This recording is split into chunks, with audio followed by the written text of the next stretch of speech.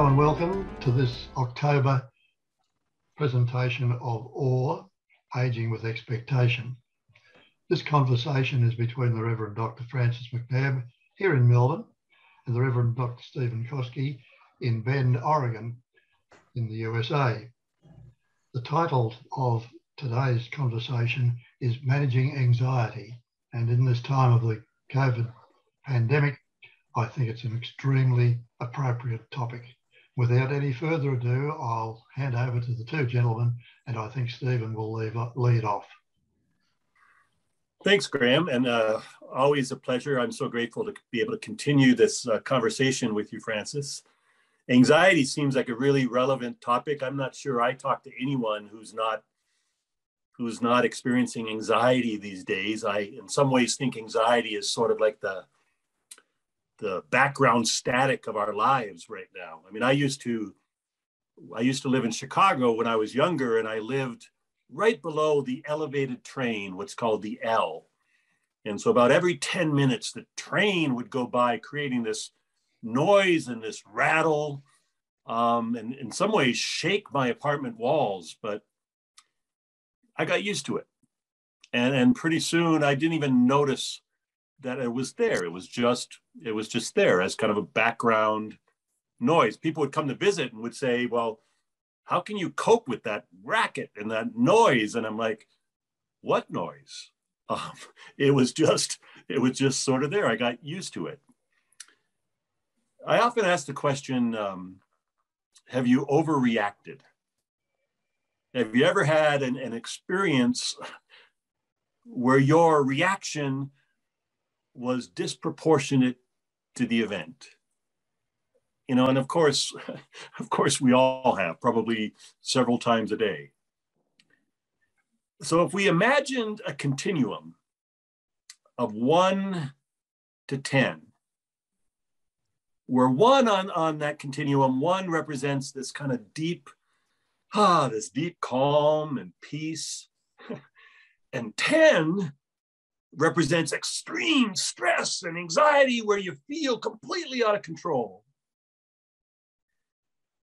You know, I wonder if we're living in such challenging and anxious times right now in the midst of COVID and the pandemic and everything else that's going on in the world. I'm wondering if most of us are actually living at 8 on that scale of 1 to 10. Where it's a really, really short distance from 8 to 10. And it doesn't take much to overreact, to break down, to break apart. And life, I think, right now can feel so relentless, with so many challenges coming from so many different directions, that I actually think we just get used to being at 8 on that scale, kind of like the elevated train in my apartment. We just don't notice it any longer. I wonder if we get used to being stressed and anxious, angry, uptight, fearful. We're being at 8 on that scale of 1 to 10 just feels normal. It's just the way it is, so that our body adapts to it. And we actually think we're at 4 or 5 until something happens. And all it takes is the littlest thing to set off this inner explosion of anxiety and fear. So the challenge, it seems to me, is I don't think we can avoid anxiety. I think anxiety is just part of life these days. How can we manage our anxiety? And how can we keep our anxiety at say 3 or 4 on that scale when we're at 8? So Francis, I'm curious what you think about that analogy and the idea that we're living in this constant state of tension, constant state of anxiety. I know in the US, if you turn on the news, there's this ticker underneath that seems to be constant, where it says breaking news. I mean, 24/7, there's breaking news. There's always something that's happening that kind of heightens our anxiety. And I'm wondering if the key, I mean, the chaos will always be there. Maybe the key is trying to find some equilibrium in the midst of the chaos. There was a writer who said, let there be an opening into the quiet that lies beneath the chaos, where you might find the peace you didn't think possible and see what shimmers in the storm. So Francis, what do you think about the image of managing our anxiety by finding the peace that sits beneath the chaos? Well, we want to be sure that we know where the anxiety is. What is really bugging us? What is this anxiety? This is number one issue, is to say, what am I anxious about? Is it in my head? Is it in my body? Is it outside myself? Where is it? And what is it doing to me? So number one is to say, where is this anxiety? Number two is to say, and what strengths, what strategies, if you like, what strengths do I have to cope with that anxiety, to lessen it, to move it out full on to the side for the time being. How can I do that? Do I have the capacity to do that? Generally speaking, we do have that capacity to move the anxiety off full on, to a little bit to the side, where we can see it there, and it can be there, but in a different way from what it was before. And if we do that, we can manage it differently. How to manage the anxiety differently, to lessen it, to move it, to call on our different resources, our own inner resources, our own interpersonal resources, to do it differently. We can do that. And I really appreciate what you're saying about the first step being identifying where is our anxiety. And then once we know where that anxiety kind of resides, what I heard you saying, well, what resources, what strategies might we bring to our anxiety that might shift that anxiety, that might perhaps shed different light on that anxiety. So that fits with, being the preacher in me, always the preacher in me, of wanting to come up with 4 Ps, that alliteration to help us remember. So I want to suggest 4 Ps that might help us manage our anxiety: perspective, pause, being present, and purpose. And I think the first P addresses what you said in terms of where is our anxiety? And that is perspective. Because I'm curious if the major cause of our stress and anxiety is not the situations we face, but actually our thoughts about the situation. That stress, anxiety isn't always the result of what's going on in our lives, but how we are choosing to think about what's going on in our lives. As one writer said, the world is not as it is. The world is as we are.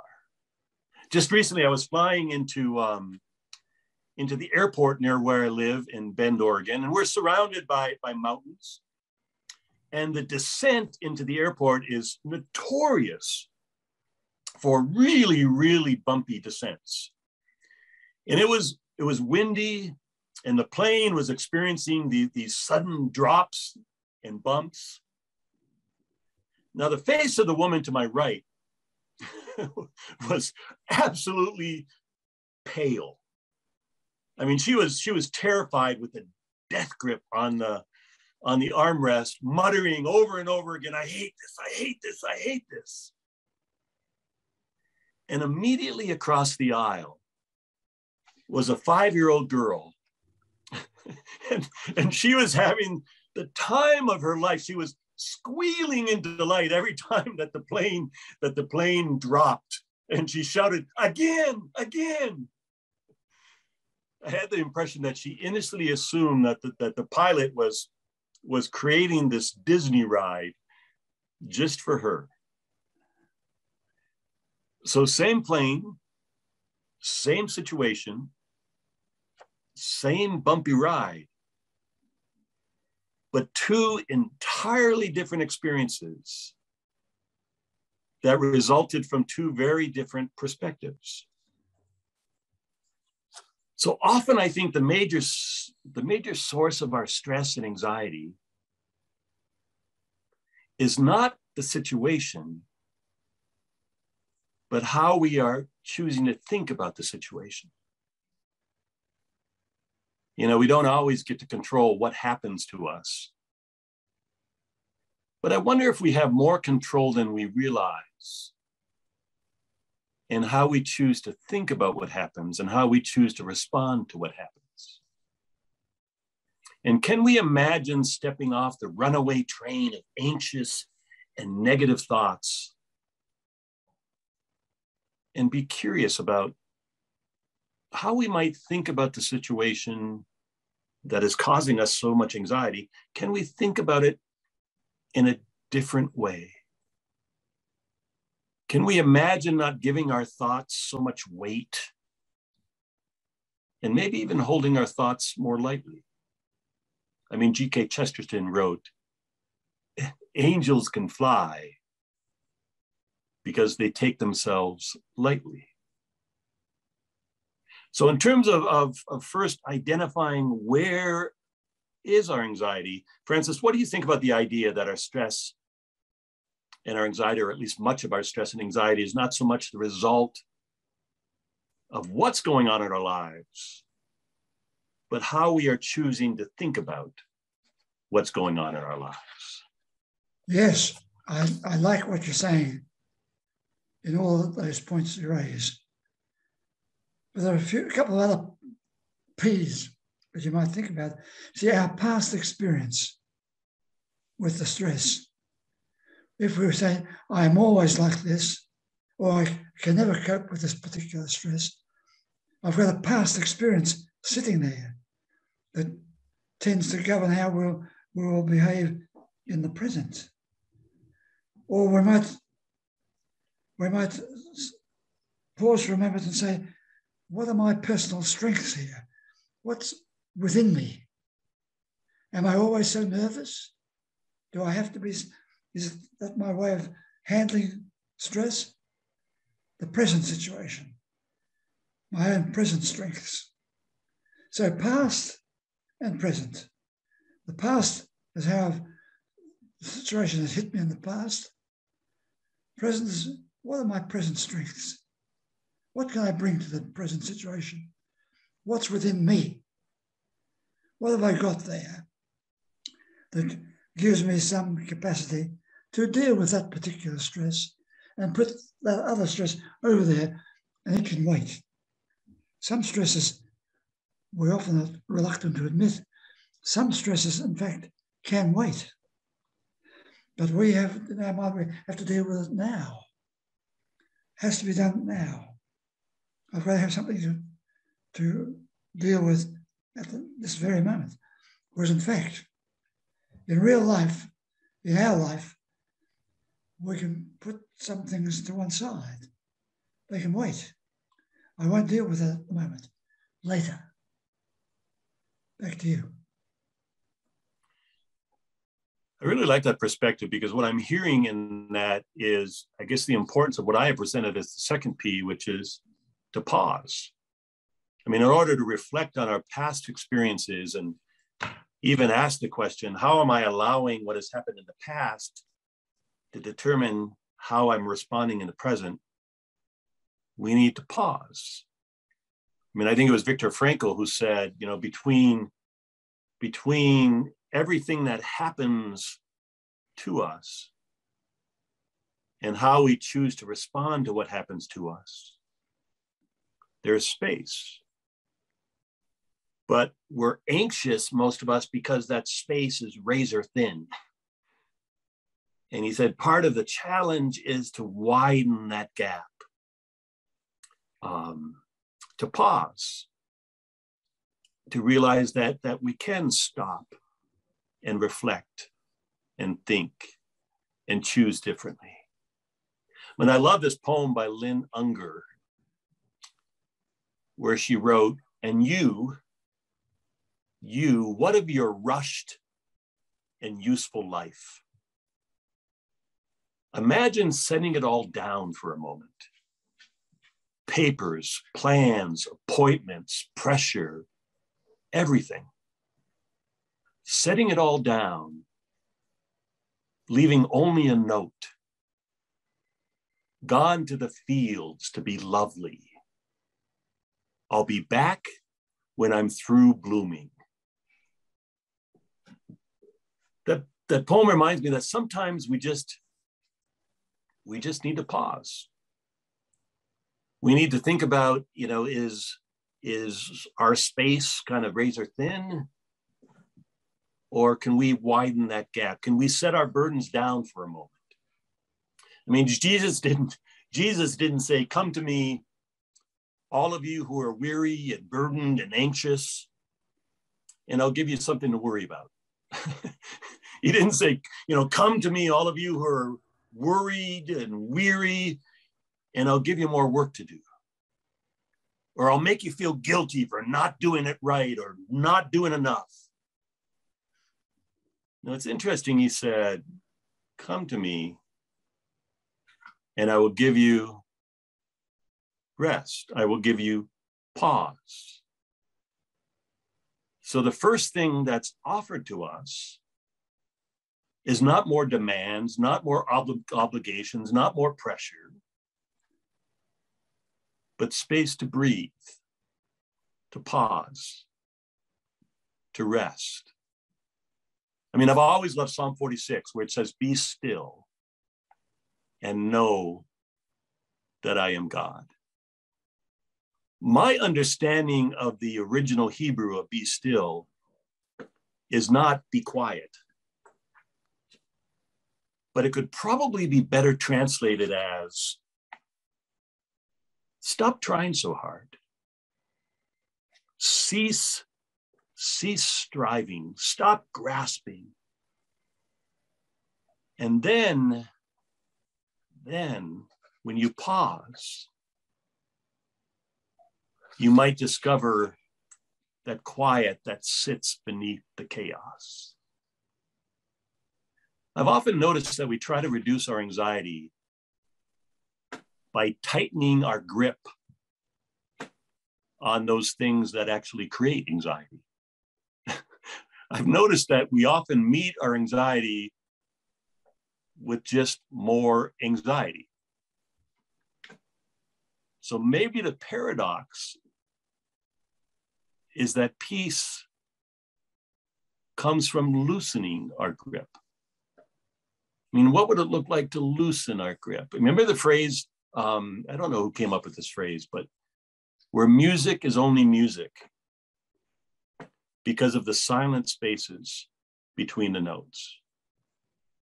That if you give two musicians the same sheet of music, the same notes, what they play will actually sound different.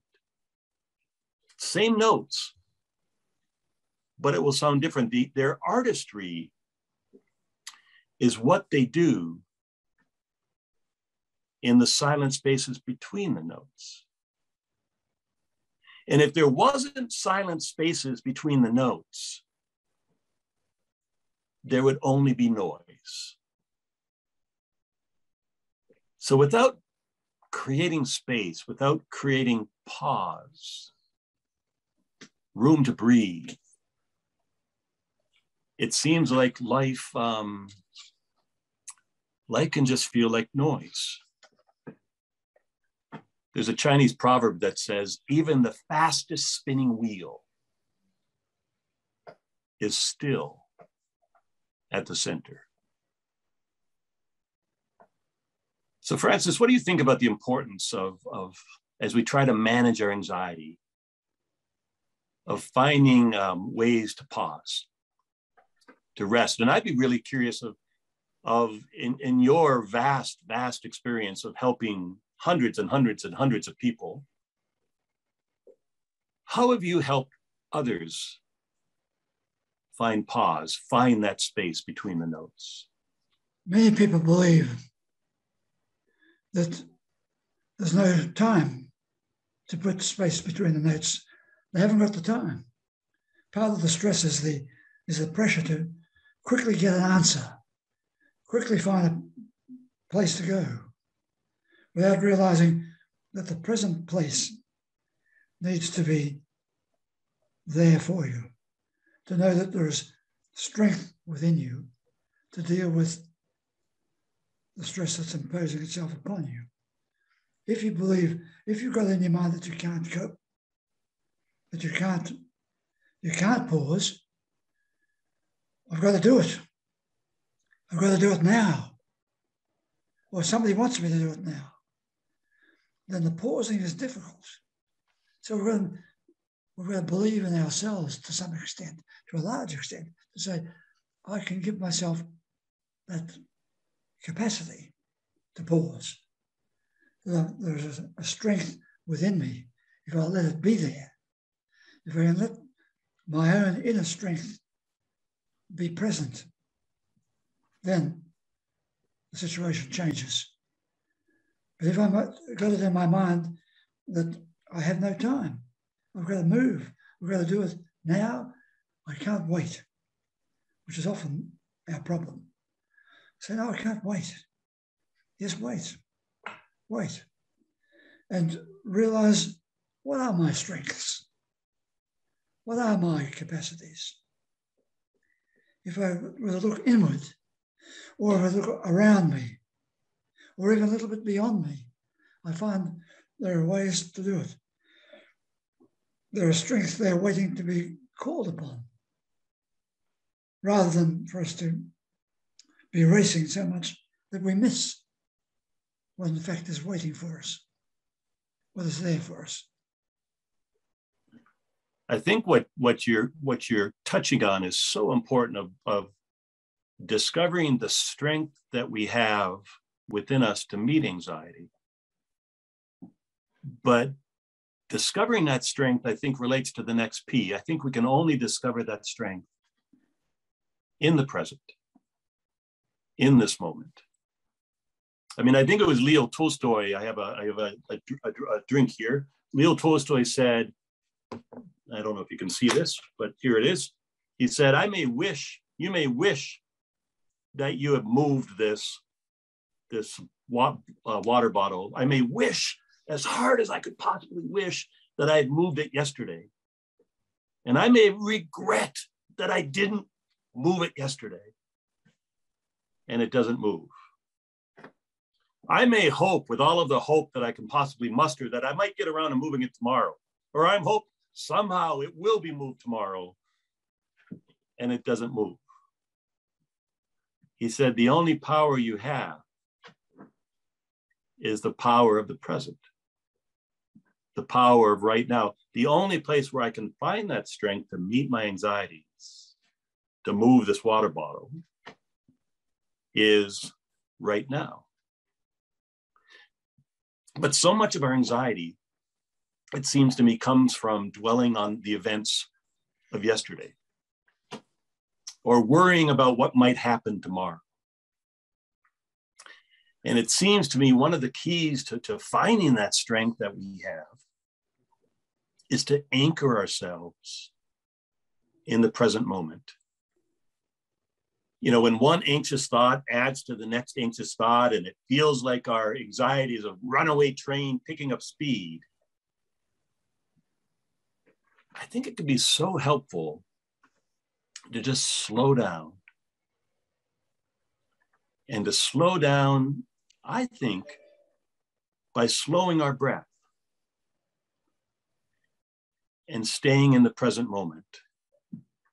I love the poet Rumi, who said, now, right now, is not only where your strength lies, but it's also where love breathes.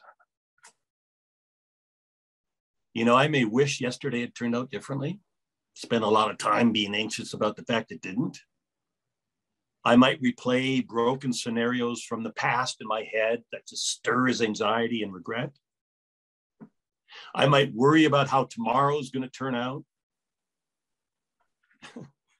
But have you noticed how something turns out in the future never, ever, ever depends on how much we worry about it? We surrender our power, we surrender our strength by reliving the past or worrying about the future. So the key is how can we stay in the present? Because I think if we can stay in the present, stay anchored in the now, it will change the way we are present to our anxiety.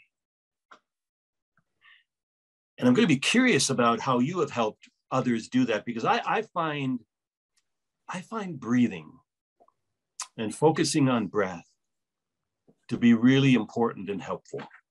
Because so often our anxiety settles and lives in the tightness of our chest, where our breathing is shallow and quick, and kind of our shoulders are up by our ears, and our anxiety kind of lives in our chest. So I often suggest what I call a breath prayer, where I encourage people to unclench their jaw, kind of just lower their shoulders. Sometimes I invite people, as you can see, where I furrow my anxiety between the spaces between my eyebrows, I just invite people to kind of soften their jaw and imagine relaxing and softening that space between the eyebrows. And then slowing your breath and imagining your breath dropping from the tightness of your chest to your belly, to about 3 inches behind your navel. And often I'm asked, how do I pray? What do I pray about? Who do I pray to? So sometimes and sometimes even the way we pray, if we pray at all, is what I've noticed in people. Sometimes their prayers are just rehearsing their anxious thoughts. Where sometimes I just say, well, what about a breath prayer? Just take slow, deep breaths. Breathing in, just be aware you're breathing in. Breathing out, just be aware you're breathing out. Breathing in, release and relax your mind and your body. Breathing out, imagine your heart smiling. Breathing in, just focus and be in the present moment. Breathing out, it's the only moment. So Francis, what do you think about the importance of managing our anxiety by anchoring ourselves in the present? And I'd be really curious, because I know you've helped so many. How have you helped people stay in the present? How do we help ourselves? How do we let go? Often we're so anxious, we're holding on too tightly. Let go. Let things be for a moment. Allow yourself to believe that you're within a bigger context. And you can let go, knowing that there are strengths there within you from a past, in the present, that can help you to be present for yourself now in the present. So letting go of this need to be somewhere immediately, to do something right now. Let go for a time and let yourself be part of that relaxed space, that wider picture, that better place for you to be. How can you be part of that? The more we can allow ourselves to be part of that bigger space, bigger you, other strengths, we're coping with life differently from when we feel we have to hold on too tightly, like your person in a plane or wherever, holding on very tightly. Relax, let go, and let yourself be part of a bigger presence. There used to be an old saying which says, let go and let God. Well, it depends what you mean by God in that context, but let go and let yourself be part of that bigger presence, that bigger strength. That you're not only there to do it yourself, that there are other strengths that you can call upon or that are there waiting for you. Allow yourself to be part of those strengths, part of that bigger picture. Well, I have to say how ironic that while you were talking, my anxiety was rising because my dog behind me was ripping all of the stuffings out of his toy, and he was refusing to let go. So, so I had to reach behind him and encourage him, let go. I love that idea of let go, that you might be part of something larger, which I think leads to the next P, which is purpose. That sometimes I think we manage our anxiety perhaps by letting go and getting out of ourselves and placing our focus on something beyond ourselves, greater than ourselves, being part of a larger space, as you mentioned. I mean, I've always loved the quote by George Bernard Shaw where he said, the true joy in life is being used for a purpose, recognized by yourself as a mighty one, to be a force of nature instead of a feverish, selfish little clod of ailments and grievances, complaining that life will not devote itself to making you happy. So yeah, sometimes maybe the way to manage our anxiety is to let go of our anxiety, to get out of ourselves, and maybe even focus on serving others. I recently had a medical procedure in the hospital, and I'm guessing it's similar in Melbourne, but hospitals here are overwhelmed, totally stretched beyond capacity due to COVID. And so I was in the hospital, and the stress and the overwhelm amongst the hospital staff was palpable. Yet in the midst of this crucible that would test the resolve of any one of us, I just noticed that I received extraordinary care and compassion. Now, these hospital workers, these medical workers, they were stretched beyond capacity. In some ways, risking their lives to save lives. So being ever curious, I asked a nurse, how do you manage to cope in this environment when there's so much anxiety and you must be exhausted? And she said, yeah, we're exhausted. But our purpose is clear.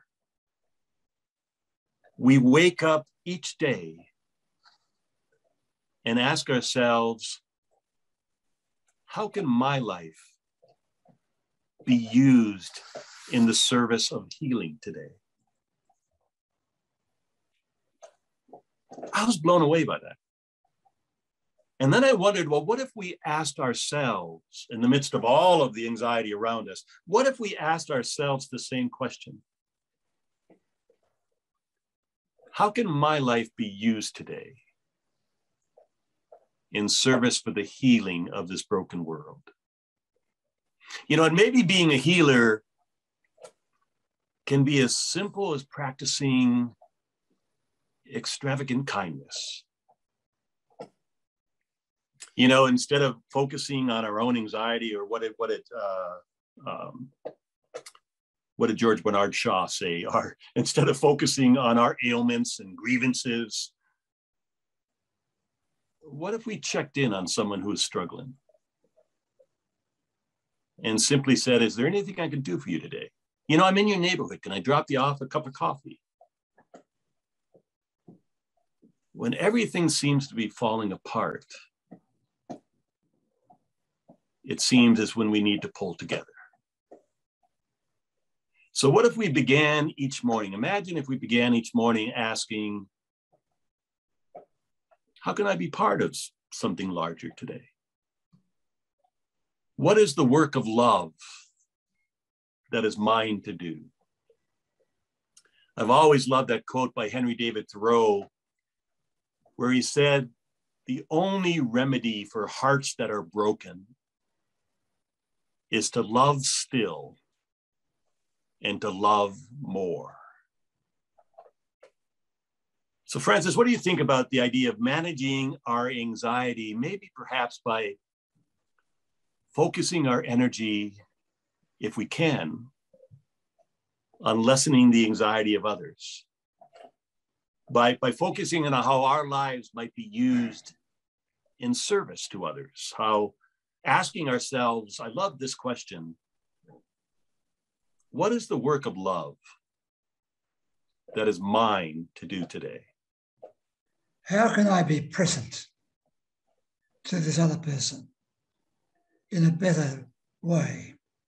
How can I be present in a way that brings some comfort or consolation to a tense situation? How can I be present to myself?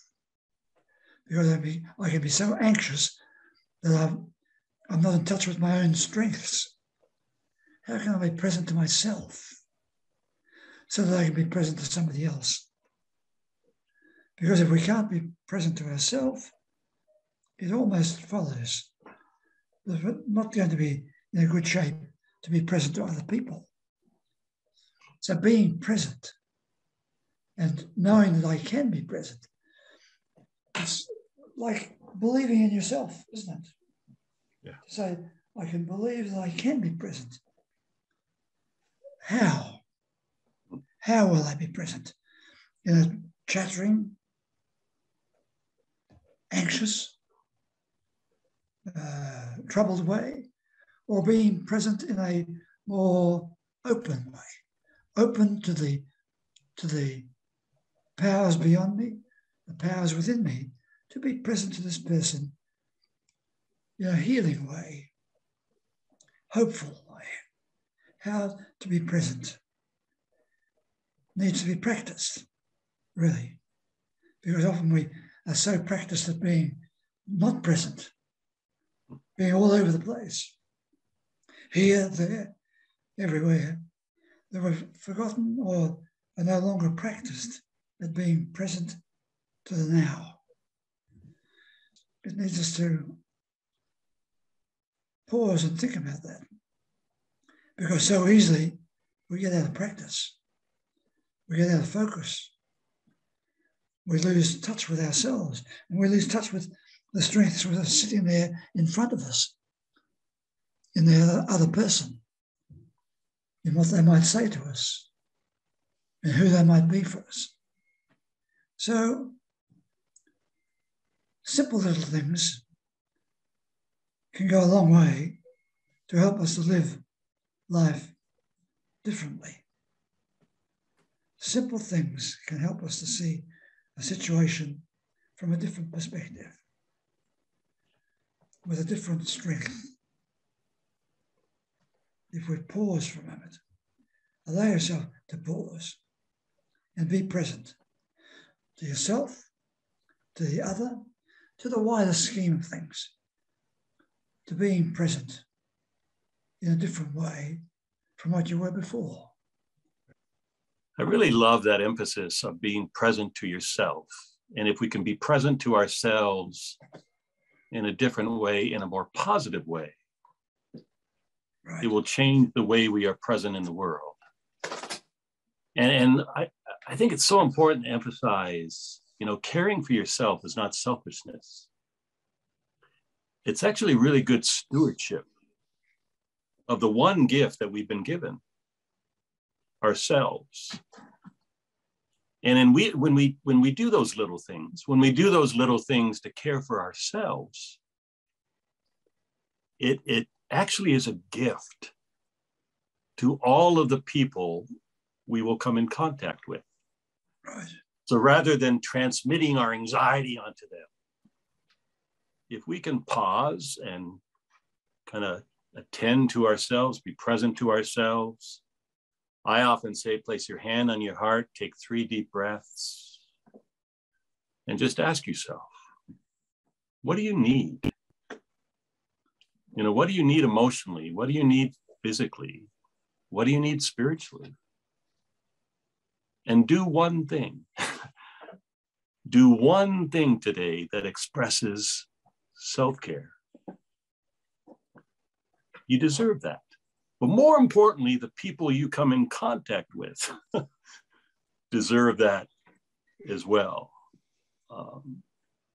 So I love that emphasis of the importance of being present to yourself, because that changes the way you'll be present to others.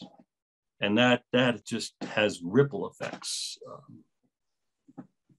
So it's really very simple in a way, isn't it? We're living in such an intense world, or an intense way of being with each other, that we don't notice that the simplest thing, being present to yourself, can be the most powerful thing. Or being present to the other person, being present and paying attention to what's there, what has been given, in fact. We're looking and grabbing and grasping without realizing that so much has been given to us. Allow yourself to be open. Be open to the gift that is right there in front of us, right yours. Can we do that? I mean, I've always loved the definition of spirituality by Abraham Joshua Heschel, who said the spiritual life is a life lived in radical amazement. Yeah. To not take anything for granted, but to receive life each day as a gift, even in the midst of all of those things that cause us anxiety. Even in the midst of all of that, the breath we just took is a gift. To ease the breath of another is a gift. Francis, I think of the thousands of people, literally thousands of people that you have helped manage their anxiety, the thousands of people that you have helped be present in the world in a different way. And then I think of, as you have helped people be present to themselves and to be present in the world in a different way, I think of the impact that has had on thousands of others in the way they then have been able to carry themselves in a more positive way. So thank you for that. I want to close, if I might, by sharing one of my favorite poems by my favorite poet, Mary Oliver, and it seems appropriate for the topic. It's called I Worried. And she wrote, I worried a lot. Will the garden grow? Will the rivers flow in the right direction? Will the earth turn as it was taught? And if not, how shall I correct it? Was I right Was I wrong? Will I be forgiven? Can I do better? Will I ever be able to sing? Even the sparrows can sing, and I'm, well, hopeless. Is my eyesight fading, or am I just imagining it? Am I going to get rheumatism, lockjaw, dementia? Finally, I saw that worrying had come to nothing and gave it up and took my old body out into the morning and sang. So Francis, always a pleasure and always a gift to be in conversation with you. And that's mutual. Indeed, it's mutual. Talking to other people in a positive and caring way is something every person can do. Simply talking, being present to the other person in a I was going to say authentic way. Perhaps we don't know how to be authentic, but to be present in the best possible way we can be. Then we're doing an enormous amount to help the world for ourselves and the world for other people to be different. How can I be different in a better way? So that's good. We can talk again. The more we can talk to show that this is possible, to hold out possibilities, it's a very powerful way to be with each other. So I thank you for it. One more thing. I'm really appreciative of, there's a movement in Australia called Are You Okay? And I'm sure you're familiar with it, and it's a movement to prevent suicide. And I often think of that, what a powerful question that is, when we can actually be present to other people's anxiety and ask, are you okay? No, really, are you okay? And to create space, that pause, to listen in a non-judgmental way, and to just be present to them in a way where they feel safe, that they can share, no, I'm not okay. I actually have a lot of anxiety, a lot of fear, a lot of sadness, a lot of whatever it happens to be. I think just asking that question sometimes, are you okay, has the potential to save lives. It has the potential to make people just that little bit happier too. Yeah. To know that someone's asking a question which is meaningful. We mightn't have the answer. We might say, are you okay? And they might say, no, I'm not okay. Well, what will you do about that? Well, I care a little bit. I'm here for you. We can talk again. Talking is a way of saying we're being for the other person rather than totally for ourselves or not for anything important. So talking in a way that says we're here to be present. Very powerful. Are you okay? I am significantly better after this conversation. Connecting with you and connecting with connecting with just positive thoughts and connecting with hope helps a lot. So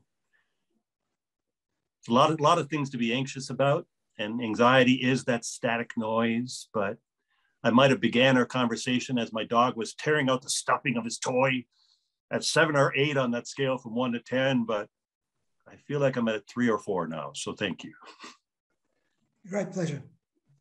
Well, thank you very much, Francis and Stephen, for another very, very intriguing and instructive conversation, I think you've given us a roadmap towards controlling or managing our anxiety that starts off with identifying that anxiety and then puts it into perspective, a pause, present and purpose.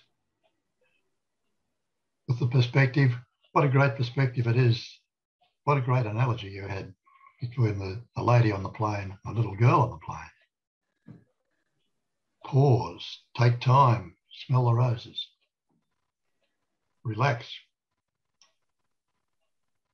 I like the little quote, gone to the fields to be lovely, be back when I'm through blooming.